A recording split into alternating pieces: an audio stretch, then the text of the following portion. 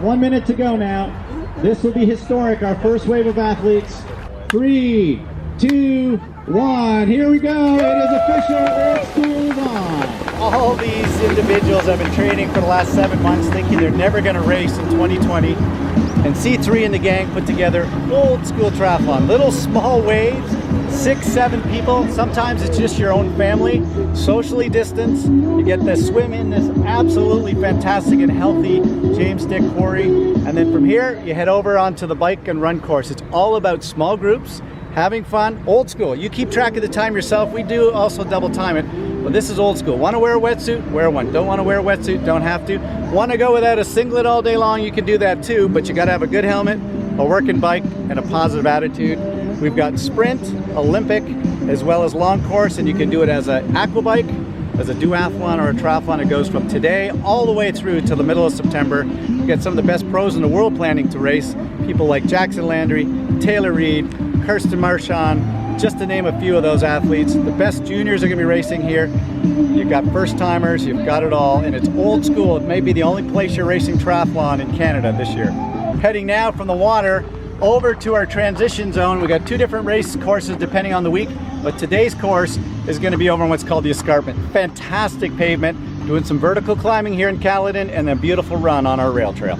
So it's keeping everything kind of old school in the format. We're using the beautiful Caledon rail trail. It's absolutely spectacular.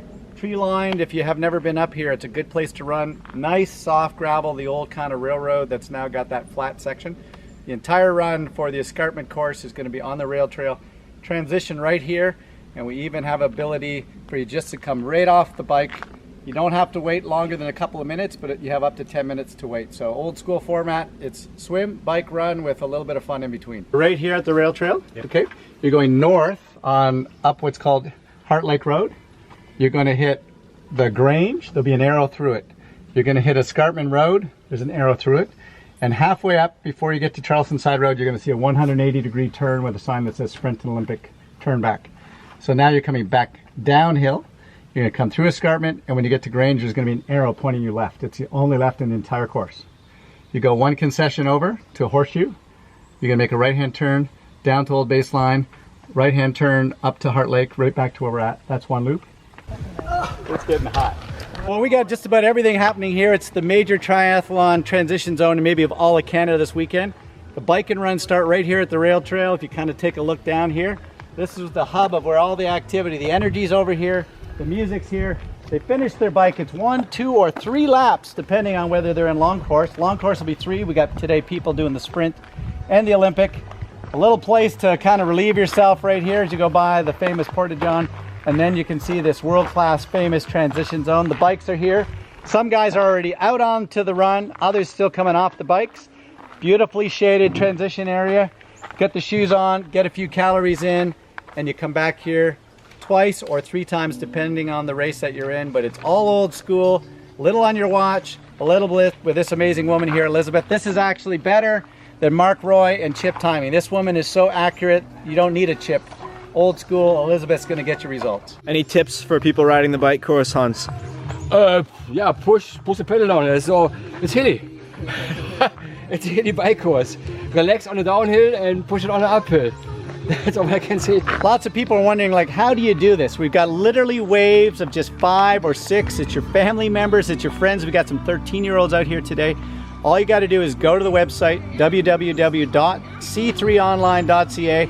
All the details for the next 12 weeks of racing, sprint, Olympic, long course. One of our courses in a completely closed subdivision. You don't even have to worry at all about getting run over by any cars.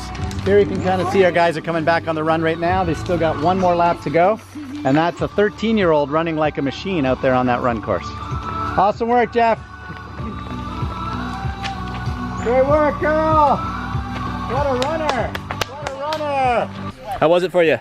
Hot. Really, really hot. Any advice for people racing? More water. Not only is this old school historic for triathlon, the lease in a jersey in July and they haven't lost out of the playoffs, historic. I'm just celebrating the Stanley Cup, sort of in a temporal, social distancing kind of way. I'm just getting ahead of the game. Goalie Stoke. Feeling old school? I'm feeling just old. First female finish of the day. Did you get your run split at? Just confer with Elizabeth. How was the race experience? Wonderful. They did a great job organizing everything, and it was fun, as always. A year ago, this lady was in a hospital bed, and here she is a year later doing the old school triathlon. Words of advice for people racing? Just go out and enjoy and cheer everyone else on.